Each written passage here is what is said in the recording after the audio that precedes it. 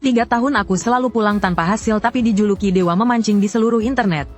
Karena orang lain memancing pakai umpan ikan, aku justru mempertaruhkan nyawaku sebagai umpan.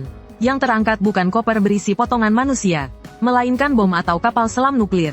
Bahkan sekali lempar jangkar bisa menyangkut jaring curang bos. Langsung mengirim bos masuk penjara makan nasi gratis. Pokoknya tak seekor pun ikan berhasil kupancing.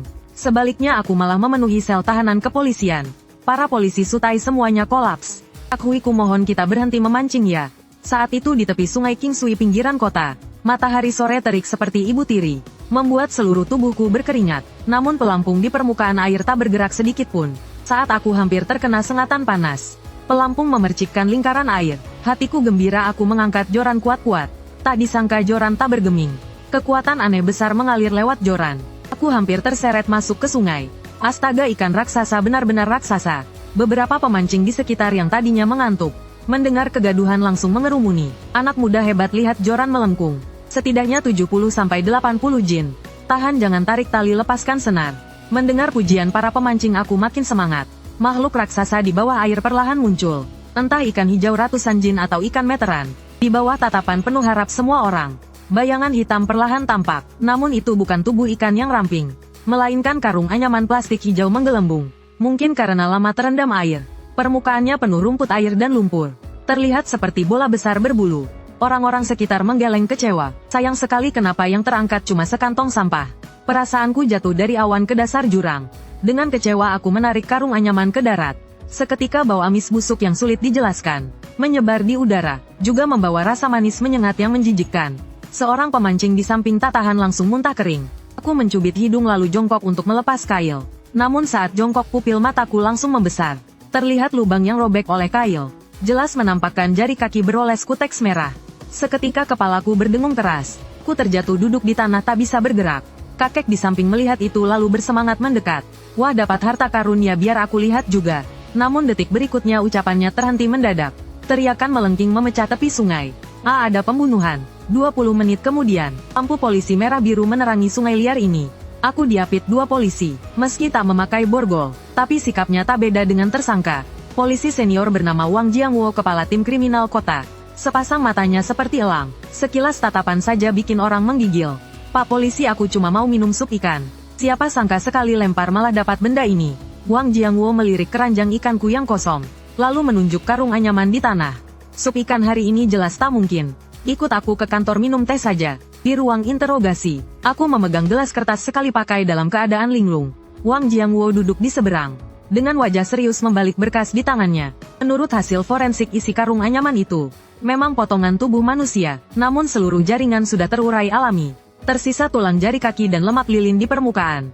Diperkirakan waktu kematian setidaknya lebih dari 2 tahun. Memang tidak ada kaitannya dengan pemuda di depan kami. Wang Jiangwo menutup berkas, nadanya sedikit melunak. Sudah berhenti gemetar. Setelah kami lakukan pemeriksaan, kamu memang pemancing yang sangat sial. Tinggalkan nomor kontak dan siap bekerja sama dengan penyelidikan. Lalu kamu boleh pergi. Oh ya, kamu masih ingin minum sup ikan? Wajahku pucat dan aku cepat-cepat melambaikan tangan. Tidak mancing lagi seumur hidup pun tidak. Setelah semua prosedur selesai, aku membawa alat pancing keluar dari kantor keamanan. Namun rasanya bau manis menyengat itu masih di hidung. Aku melirik alat pancing di tanganku, bersiap untuk menutup joran dan berhenti memancing. Tak disangka saat aku membuka tutup tong sampah, di kepalaku tiba-tiba terdengar bunyi ding. Ding, terdeteksi indeks hancurnya tekad memancing meledak. Sistem peta panas memancing telah terikat pada Anda. Berhasil mengangkat joran akan mendapat poin. Setiap 1 poin dapat ditukar 100 yuan tunai. Hadiah pemula 500 poin. Gerakan tanganku langsung terhenti. 1 poin sama dengan 100 yuan. Berarti 500 poin itu 50.000 yuan. Rasa takut di kepalaku langsung lenyap, digantikan oleh kegembiraan yang hampir gila. Memancing bisa jadi kaya orang dulu memang tak berbohong. Aku melihat waktu masih 3 jam sebelum gelap. Lalu dalam hati aku memanggil sistem untuk terbuka. Di depanku langsung muncul peta biru transparan. Itu peta perairan kota Linjiang. Terlihat 500 meter di hilir lokasi kejadian. Ada satu area yang berkedip cahaya merah. Aku mengertakkan gigi lalu berbalik menyewa sepeda bersama. Langsung menuju tepi sungai Kingsui. Sial atau tidak sial, di depan 50.000 yuan. Tak ada kesialan apapun, bahkan sadako keluar pun akan kutekan kembali. Tak lama aku kembali ke tepi sungai Kingsui. Tempat pancing lama sudah dipasang garis polisi panjang. Ada beberapa petugas dari bagian teknis masih melakukan pengangkatan barang bukti di sana. Aku mengikuti lokasi yang ditunjukkan peta panas sistem. Datang ke hilir dan mencari tempat yang rata. Menyiapkan umpan, mengatur pelampung lalu melempar joran. Benar saja joran baru masuk air kurang dari 10 menit. Pelampung mulai bergerak. Awalnya bergerak 2 kali lalu perlahan tenggelam sedikit demi sedikit. Ini gerakan umpan khas ikan mengangkat pelampung. Hatiku langsung sangat gembira. Tanda pelampung seperti ini kemungkinan besar ikan krucian liar besar. Aku menahan napas fokus lalu mengangkat joran dengan kuat. Namun yang terasa di tangan justru berat. Rasa berat yang familiar dan bikin jantung sesak ini membuat senyumku langsung membeku. Lalu dengan hati-hati aku menggulung senar menarik benda itu mendekat. Itu adalah potongan benda dengan bentuk aneh. Tidak terbungkus karung anyaman. Hanya beberapa potongan kain yang sudah compang camping. Melilit pada sesuatu yang putih pucat. Tulang dengan struktur sendi yang sangat jelas. Tampak seperti sepotong tulang paha. Namun bekas patahannya jelas bukan terlepas secara alami. Harapan terakhir di hatiku akhirnya benar-benar mati. Rasa dingin menjalar dari telapak kaki hingga ubun-ubun. Apa aku ini menusuk sarang potongan tubuh manusia? Dengan kaku aku mengeluarkan ponsel. Kapten Wang, kamu belum pulang kan? Mohon repot datang sekali lagi. Aku dapat ikan lagi. Wang Jiangwo kembali tiba di lokasi. Tatapan matanya padaku 7 bagian kaget 3 bagian curiga. Saudaraku jujur padaku. Dulu kamu pernah jadi pencuri makam. Atau belajar ilmu mencari naga dan membagi feng shui. Kapten Wang, aku bilang aku cuma ingin memancing ikan buat makan. Kamu percaya? Wang Jiangwo memutar mata, jelas dia percaya. Lalu menatap lurus tulang putih di depan mata. Potongan tulang jari kaki sebelumnya setelah diperiksa. Ditemukan DNA yang sepenuhnya cocok dengan kasus kota 2 tahun lalu. Sebuah kasus besar yang sempat menggemparkan. Dan tulang paha di hadapan kami ini sangat mungkin berasal dari korban yang sama. Kasus itu dulu ditangani langsung olehnya. Meski tersangka sudah ditetapkan, namun karena jasad korban tak pernah ditemukan, kasus itu terus tertunda. Siapa sangka kini bukti kunci justru terpancing keluar seperti ini. Wang Jiangwo menepuk bahuku. Mantap, saudaraku, ini juga terhitung jasa besar. Tunggu sampai kami menuntaskan kasus ini. Kami akan segera mengajukan subsidi warga teladan untukmu. 3 hari kemudian, di aula rapat tim kriminal kota Linjiang. Sebagai orang berjasa terbesar aku berdiri di atas panggung. Dengan bunga merah tersemat di dada. Di tangan memegang panji penghargaan yang disiapkan Wang Jiangwo. Musuh kejahatan. Mengingat rekan Lin Hui, atas kontribusi luar biasa dalam kasus besar ini. Biro Kota memutuskan menganugerahkan gelar warga teladan, serta memberikan hadiah uang 50.000. Begitu mendengar kata 50.000, sorot mataku yang semula redup langsung berbinar. Lumayan juga perjalanan ini tidak sia-sia. Akhirnya ada hasil nyata. Usai upacara aku baru saja keluar dari pintu. Wang Jiangwo langsung mengejarku. Kasus selesai, arwah pun tenang. Ini juga terhitung kebajikan besar bagimu. Dan juga kalau nanti memancing dapat barang bagus lagi. Tak usah hubungi nomor darurat. Langsung telepon nomor pribadiku saja. Kapten Wang, apa tak bisa berharap yang baik sedikit? Aku cuma ingin jadi pemancing dengan tenang. Baik-baik, semoga segera panen besar. Setelah berpamitan dengan Wang Jiangwo, aku langsung pulang ke rumah. Melirik tas pancing di sudut dinding, hatiku tergerak. Untuk melakukan pekerjaan dengan baik alat harus tajam lebih dulu. Kupikir selalu memancing hal semacam itu. Pasti karena joranku kurang bagus tak mampu menekan hawa sial. Lalu aku menghabiskan uang dalam jumlah besar. Membeli joran tangan edisi terbatas Dewa Pola Naga, juga membeli senar pancing impor kelas master terbaik, bahkan khusus mengganti gagang kayu persik penolak bala. Dengan set senjata dewa ini, aku tak percaya masih tak bisa memancing seekor ikan. Keesokan hari setelah bangun tidur, peralatan pancing baru sudah sampai di depan rumah. Aku membuka sistem peta panas memancing. Peta perairan kota Linjiang telah diperbarui. Di Sungai Qingshui sebelumnya tak ada titik merah lagi. Sebaliknya di Danau Guiku berjarak 30 km dari Linjiang. Ada satu titik cahaya merah tua, yang diam-diam bersembunyi di dasar air. Tempat sejauh ini dan aku sendirian. Kalau benar ada sesuatu bagaimana? Kupikir sejenak lalu mengambil ponsel lama dari laci. Mengunduh sebuah aplikasi siaran langsung. Siapa menemani bukan menemani. Lagi pula warganet jauh lebih bisa diandalkan. Pukul 3 sore, aku naik taksi menuju daerah pegunungan depan Danau Guiku. Sopir melirik tujuan di navigasi.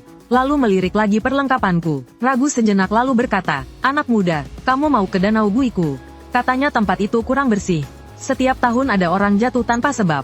Malam hari masih bisa terdengar suara tangisan. Kamu sendirian harus hati-hati. Setelah berkata begitu sopir menginjak gas kabur. Sialan amat mesti bilang begitu. Ini jelas sengaja menakuti orang. Aku meraba joran pola naga bernilai ribuan di punggungku. Untuk menguatkan nyali, aku bahkan pernah memancing potongan tubuh manusia masa takut hantu. Lalu aku menyeret banyak tas besar dan kecil. Menyusuri jalan setapak selama belasan menit. Akhirnya tiba di lokasi bertanda titik merah sistem. Ini adalah danau bendungan alami khas pegunungan. Airnya berwarna hijau tua pekat yang bikin jantung berdebar. Sekilas terlihat cukup mengerikan. Aku menelan ludah, mencari tumpukan batu yang agak rata lalu menurunkan tas. Mulai mengatur peralatan live streamingku. Karena akun baru ruang siaran masih sepi. Aku juga tidak terburu-buru dengan cekatan menyiapkan umpan dan pelampung. Mengambil sendok khusus untuk menabur umpan. Menaburkan butiran jagung 1 sendok demi 1 sendok. Lalu mengangkat joran dan melempar dengan kuat. Umpan jatuh tepat di atas titik cahaya. Waktu berlalu detik demi detik. Matahari mulai tenggelam, cahaya di lembah makin redup. Jumlah penonton di live malah sedikit bertambah. Pelan-pelan naik sampai lebih dari 50 orang. Streamer yang lain sih biasa saja. Tapi jalan dan peralatannya kelihatan niat. Mikrofon dan tripodnya mahal ya. Tunggu, ini danau Guiku kan? Bro, serius amat, udah mau gelap masih belum pergi. Tempat ini katanya ada ceritanya loh. Jujur saja aku juga pengen pergi. Duduk di sini rasanya punggung selalu dingin. Tapi titik merah sistem tepat ada di sini. Dan masih bergerak pelan, jelas itu makhluk hidup. Tenang dulu saudara-saudara. Ikan besar biasanya baru makan malam hari. Baru selesai bicara, pelampung di permukaan air tiba-tiba bergetar. Semangatku langsung bangkit. Kalian lihat kan, sudah makan. Sambil bicara tubuhku refleks bereaksi. Mengangkat joran dan menyentak ikan. Hanya terdengar satu suara keras. Suara senar memotong air terdengar nyaring. Bahkan membawa getaran seperti logam. Pola naga di tanganku langsung melengkung abis. Sebuah tenaga raksasa yang sulit dijelaskan datang dari ujung joran. Aku terseret ke depan sampai harus berlari 1 langkah. Hampir saja aku terjungkal masuk ke dalam danau. Ruang siaran langsung meledak. Wah, streamer gila baru mulai sudah dapat raksasa. Namun saat ini aku sama sekali tak sempat melihat komentar. Kedua tanganku memeluk joran erat-erat. Ujung joranku tahan di perut, wajahku merah padam. Ini sebenarnya benda apa? Berat sekali. Sama sekali tidak terasa seperti ikan meronta. Lebih seperti ada kerbau air di dasar yang menarik. Naikkan. Aku berteriak keras lalu mengerahkan tenaga pinggang dan merebah ke belakang. Permukaan air mulai bergolak. Gelembung besar bermunculan. Jumlah penonton di siaran langsung mulai meningkat karena adegan pertarungan sengit ini. Ini jelas bukan ikan. Bahkan ikan hitam 100 kilo pun tak punya tarikan seperti ini. Streamer, hentikan saja. Hati-hati jangan sampai memancing Dewa Naga. Kalau ini bisa ditarik naik, aku siaran sambil jungkir balik makan kotoran. Komentar numpang viral seperti ini sudah sering kulihat. Aku mengertakkan gigi, urat di dahiku menonjol. Untungnya di peta sistem, titik merah itu perlahan mendekat ke tepi. Akhirnya setelah hampir 10 menit tarik-menarik, permukaan air terbelah. Itu bukan kepala ikan, juga bukan punggung monster air, melainkan sepotong sayap berwarna abu-abu dengan kilap logam. Benar-benar sebuah sayap, disusul oleh sebuah benda berbentuk aerodinamis. Berwarna abu-abu, panjangnya lebih dari 1 meter, muncul ke permukaan. Mirip pesawat tempur versi mini, namun tidak ada kokpit. Di bagian ekor ada baling-baling pendorong. Aku mengernyitkan dahi dan tertegun. Ini benda apa? Orang-orang di live streaming juga mulai bingung. Benda ini kelihatannya seperti militer. Streamer ini bisa kena pasal berat. Lalu di bawah tatapan ratusan penonton live, aku mengerahkan seluruh tenaga, menyeret benda berat ini ke atas tumpukan batu. Aku terduduk di tanah sambil terengah-engah. Baru saat itu aku bisa mengamati benda besar ini dengan jelas. Benda di depanku ini catnya masih utuh, meski terlilit sedikit tumbuhan air. Namun jelas tidak lama terendam. Bekas benturan di bagian sayap. Kemungkinan akibat menabrak gunung lalu jatuh ke danau. Di bagian bawah badan masih tergantung kotak teknik hitam. Kotak itu ditempeli segel, namun tulisannya sudah buram tak terbaca. Kolom komentar live dipenuhi permintaan agar aku membuka kotak. Streamer, cepat buka, lihat isinya. Siapa tahu benda dari luar angkasa. Kekayaan dicari dari risiko, jangan takut, gas saja. Iya, cepat buka biar kami lihat. Aku menelan ludah dan ragu cukup lama. Akhirnya tersenyum pahit, lebih jelek dari menangis. Teman-teman, menurutku benda ini, kita tetap harus percaya polisi. Ini hari pertama aku live, aku tak mau masuk tahanan. Selesai bicara aku mengeluarkan ponsel, menekan nomor telepon Wang Jiangwo. Di kantor tim kriminal kota, Wang Jiangwo baru saja menyelesaikan pekerjaannya. Bersiap berbaring untuk tidur sebentar. Baru berbaring ponselnya langsung berdering. Begitu melihat nama penelepon, Lin Hui, si pemancing itu. Dia langsung meloncat dari tempat tidur dan mengangkat telepon. Setelah mendengar penjelasanku, dia langsung berpakaian sambil berkata, "Jangan sentuh kotak itu, matikan live dan duduk diam di tempat menungguku." Aku segera membawa orang ke sana. 40 menit kemudian, suara sirene polisi yang menusuk telinga memecah ketenangan lembah. Setelah mobil berhenti di pinggir jalan, Wang Jiangwo membawa beberapa polisi muda berlari masuk. Saat melihat tergeletak di hamparan batu, sebuah drone abu-abu dengan bentang sayap lebih dari 1 meter. Semua orang langsung menarik napas dingin. Wang Jiangwo mengitari drone itu sekali dengan wajah serius. Ini dimodifikasi dari rangka industri seri T Dajiang. Baterai dan motornya diperbesar, khusus untuk angkut beban berat jarak jauh. Wang Jiangwo adalah penggemar berat drone. Sekilas saja langsung tahu tipe benda besar ini. Petugas bagian teknis segera maju. Dengan sangat hati-hati memeriksa kotak hitam yang tergantung. Setelah memastikan tidak ada alat peledak, baru merobek segel dan membuka penutup kotak. Aku menjulurkan leher melihatnya dan langsung melotot. Astaga, ini bukan emas kan? Petugas teknis Xiao Li menggeleng. Ia jongkok mengambil satu keping lalu berkata, lebih mahal dari emas ini chip. Dan ini chip kelas atas yang saat ini diawasi ketat di pasaran. Satu kotak ini nilainya setidaknya jutaan. Kemungkinan besar penyelundupan. Alis Wang Jiangwo mengernyit rapat. Belakangan ini memang ada kabar. Ada kelompok penyelundup memanfaatkan drone, melakukan penyelundupan lintas batas di daerah pegunungan. Tak disangka satu unit malah jatuh ke Danau Guiku, dan bahkan terpancing naik oleh orang. Memikirkan itu Wang Jiangwo menoleh menatapku. Tatapan kali ini 3 bagian kaget 7 bagian curiga. Kamu ini punya informan di dunia hitam ya? Kenapa tiap ada kasus besar kamu selalu memancing ke sana? Kapten Wang, demi langit dan bumi. Aku sungguh cuma ingin memancing seekor ikan saja. Siapa sangka benda sialan ini ada di air. Sejujurnya aku lebih rela dapat ikan hitam 100 kilo. Wang Jiangwo menggeleng dan menghela napas. Lalu melambaikan tangan ke beberapa orang lainnya. Baik, bawa dulu barang itu kembali. Tin Hui, kamu juga ikut kami sebentar. Siap, tapi Kapten Wang, kali ini boleh tidak aku duduk di depan? Kursi belakang mobil polisi terlalu keras. Wang Jiangwo kembali memutar mata jelas setuju. Malam itu meski siaran langsungku terhenti, namun potongan video pemancing yang menarik drone menyebar liar di internet seperti virus. Sehari kemudian aku menjadi selebritas kota Linjiang. Meski detail rahasia tidak boleh dipublikasikan,